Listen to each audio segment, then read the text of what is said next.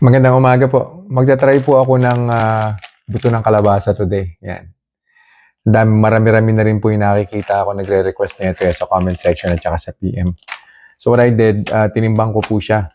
60 grams po yung total gross weight.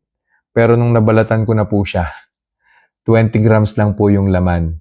Ito po, 40 grams po yung balat. Kumuha na po ako ng baseline blood sugar, 103 po currently. Kakainin ko po to, tapos we'll see kung ano pong pwede niyang gawin sa blood sugar ko. Kung may carbohydrates man to, I'm pretty sure ito pong quantity na to, kaya na po niyang pagalawin yung blood sugar level ko po.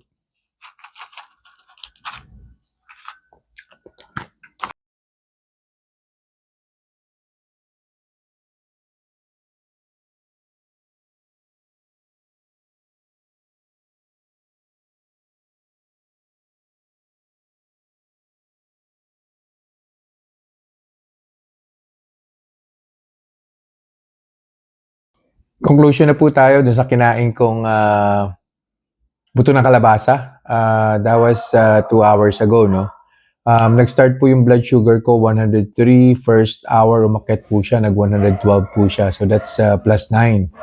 And then on the second hour, I was expecting na bababa na po siya.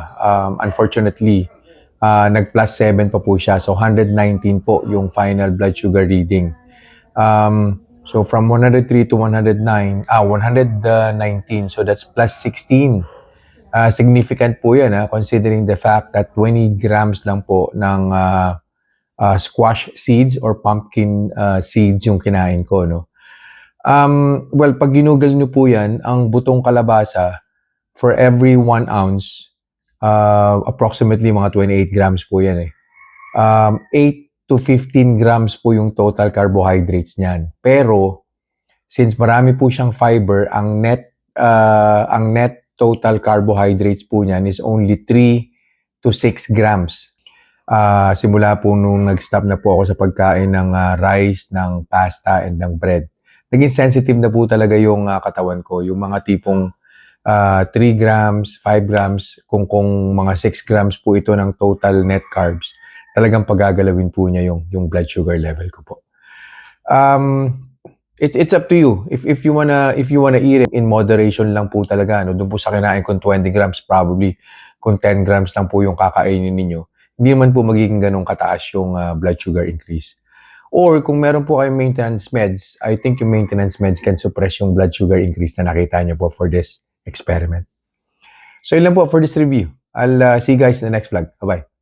Reminders lang po, huwag pong mag-aanli. Always eat in moderation. Di po ako doktor, so whenever in doubt, konsulta po kayo sa doktor ninyo. And yung results po ng mga review na ginagawa ko, it may vary. So huwag niyo pong i-expect na yung resulta sa akin is magiging kapareho po ng resulta sa inyo. So yun lang po. Have a nice day.